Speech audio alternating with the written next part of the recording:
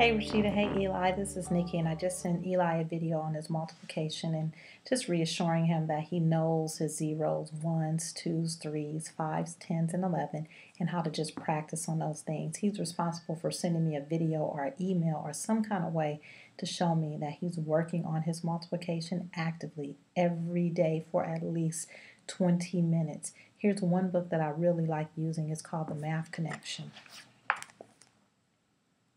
And I got it from Lakeshore. It's about $9.95, and it's just something that I have the students work in for at least 15 to 20 minutes every night.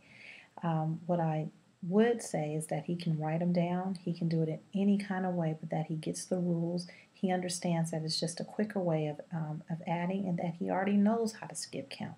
So he's just learning how to skip count by sixes, sevens, eights, and nines. The nines can be really hard. If you can work on with him with his double troubles, the 1 times 1, 2 times 2, 3 times 3, 4 times 4, have him work on the double troubles. And when he spots them out, let him know, hey, that's a double trouble. And that usually works when I remind the students, even Maddie and Kenneth, about that. I say, hey, you should know that one. That's a double trouble. And they go, oh, 49. 7 times 7 is 49. So that's one thing you can work on them with. As far as with the reading and things like that, if you can stop him while he's reading and first look at the title and just do like a picture walk. Whatever he's reading for the day, have him go through his textbook, do a picture walk, read the captions, look at the graphs, look at the pictures, look at the title headings, and then read the questions in the back that he's going to be responsible for reading. See if he can answer some of them. This is all without reading first. And then the last thing he's going to do is go back and read. These just really help with comprehension, helping him with comprehension and understanding, setting him up, making a prediction. Turn that title into a heading. So if the heading says the Wild Wild West, turn that into a question or a statement. He can make a prediction. He can say, I think this is going to be about cowboys in the Midwest. The Wild Wild West, oh, maybe it's going to talk about Wild Bill. But you have to have him do some type of writing along with that reading to make sure he's getting the comprehension.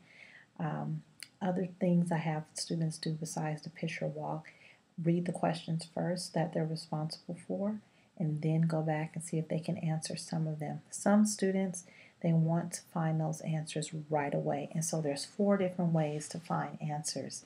There's right there in the text, there's think and search, author and you, and in your mind and on your own.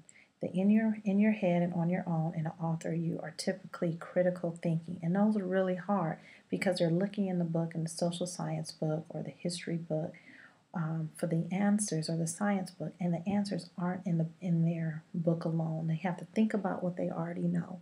They have to piece together the information, make an inference. It's just making. They have to infer some things and draw their own conclusions. So those are pretty hard. The right there in the text, meaning they took the word from the question, put it right in the answer key, and they should be able to find it. When they look down and read a couple of sentences down, they should be able to find it because it's right there in the text. A think and search, it might be on the same page or it might be in another section, maybe section 1 or section 3, or it might be in another paragraph. It just means they have to think, open up that book and turn a couple of pages, and they have to think and search for it. So help them identify, what kind of question is this? Is this a right here in the text question? Is this a think and search? Is this an author and you, meaning the textbook author and you, or is this in your head and on your own?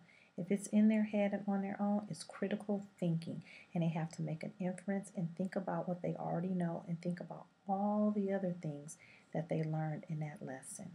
It's a job, and the most that I can tell you and Eli is that I'm working with Kenneth hand on hand. He's basically in a homeschooling school, and we start our days at about 5:30 in the morning, and then he goes to about 8 o'clock in the morning, and then we take a break, and then he can rest up until about 8:30. Then we pick up again at 9 o'clock in the morning, and we work from 9 to 11. But basically, he needs about 7.5 to 8 hours a day, which is going to equip to about between 45 and 50 hours of learning. School, the students spend about 600 to 700 hours in school, but they spend 7,500 hours with us. So that means the parent, you, me, Eli, and Keith, we're doing the bulk of their learning and their education. You can't forget that. Even though you send them to school, your responsibility is to teach your children. It's a hard thing. Even as an educator, I know we can't believe it that we have such a big bulk of it, but really they spend 7,500 hours with us in home in our care, and only about 600 or 700 hours or so at school. So they are getting some things, but we have to come home and reinforce those things with them. So that means a lot of practice. That means setting them up a plan or a schedule. So after they come home, maybe they take a break, they do some studying, and then they do their head down work. The head down work is their assignments. That's the physical writing of things out like that. Hi, come on in. Anyway, I have to go. I just want to send you a quick video, and I'll talk with you next week. Bye-bye.